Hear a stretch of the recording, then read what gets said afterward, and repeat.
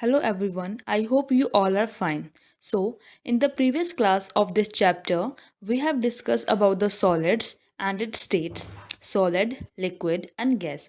And in this class, we will discuss about the properties of matter. First is appearance and feel. Appearance and feel appearance means how they look. What is their appearance? Either they are dull or they are lustrous.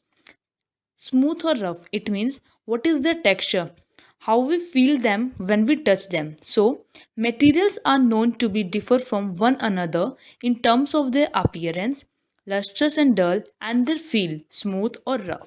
So first is texture, the look and feel of an object or a surface.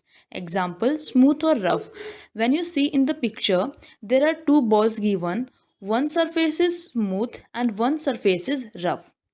Lustrous, an object is lustrous when it has a natural shine, and it is dull when it does not have a natural shine. So, in the pictures, you can see two of the substances have a lustrous and one is dull.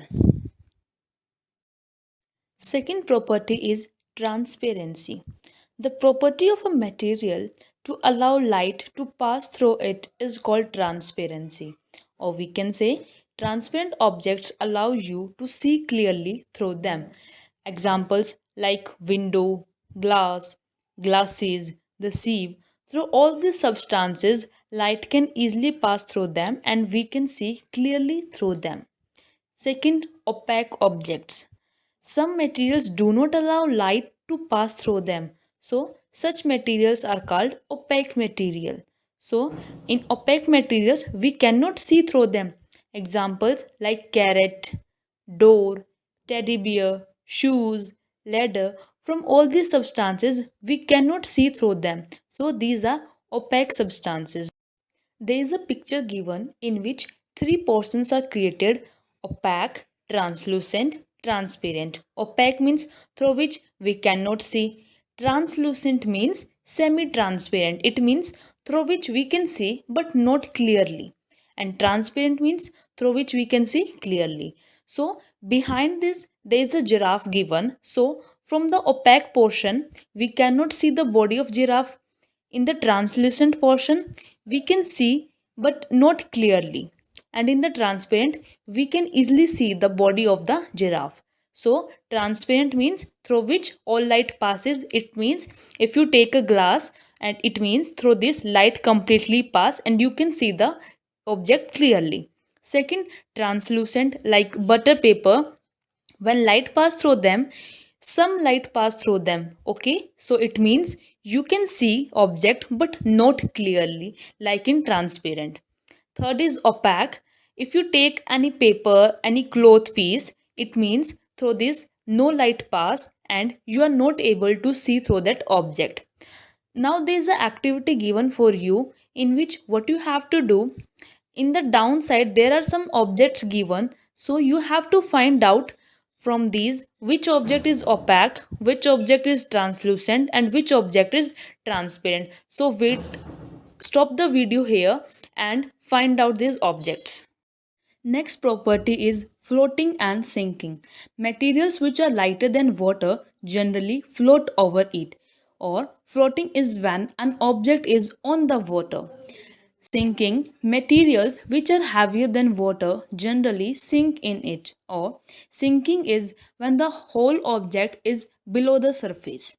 What floats, what sinks? A look at the density. Density is defined as mass per unit volume. It is a measure of how tightly packed and how heavy the molecules are in an object. It means if the object contains more mass, their density is more. Ways to affect density: change mass and keep volume same. Increase the mass, increase the density. Decrease the mass, decrease the density. Which container has more density? There are two containers given, container A and container B. In container A, there are only 4 balls present, and in container B, there are 7 to 8 balls present. It means in the container B, there is more mass. It means there is increase in mass. Increase in mass means there is increase in density. Look at this picture also. Two containers are given and both these containers have equal volume, but their mass is different. And due to their difference in mass, their density is also different. The container which is upside, it mass is low, so it means its density is low, so it goes upside. And the container whose mass is more, it means their density is high, so density high, it means it goes downside. So comparing densities, one reason object float or sink is their density. An object that is more dense means more heavy than the fluid. Fluid means water. An object that is more dense the fluid in which it is immersed sinks. An object that is less dense means lighter than the fluid. It means less dense than the water in which it is immersed floats to the surface. If the density of an object is equal to the density of the fluid in which it is immersed, the object neither rises nor sinks. In the fluid, it floats at a constant level. In the picture also you can see glass is given which is filled of water and there is a box in the water, so it neither sinks nor float. So it float at the constant level. Now look at these three pictures, glasses which are filled of water. One of them is having coke, second is having wood, and third is having aluminium. So cork is lighter than water, it means it floats over the water. Second, wood. Its density is equal, so it neither sinks nor rises, it floats at a constant level. Third, aluminium. Its density is heavier, its density is more, its mass is more, so it sinks in the water. I hope clear floating and sink are clear to you.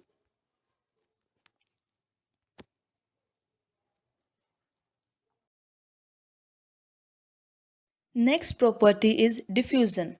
The property of mixing of particles of two materials on their own is called diffusion, or we can say diffusion is the movement of particles that allows them to spread out and mix with other particles. And this happens due to the free movement of particles of such materials. For example, the smell of aftershave or perfume diffuses and is detected by people on the other side of the room. Diffusion occurs in liquids and gases but hardly at all in solids. Diffusion happens more quickly for gases than for liquids. Diffusion happens more quickly at warm temperatures than at cooler temperature. So, first is diffusion in gases. Diffusion of gases allows you to spread the smell of lot of things quickly across the room. Some examples can be the fragrance of perfume being one of the best example of diffusion of gases. The smell of perfume diffuses in the air so fast that you can smell it from across the room. The fragrance of burning of incense stick means agarbatti, spread all over the room. Diffusion in liquids. Liquids diffuse into each other quite slowly.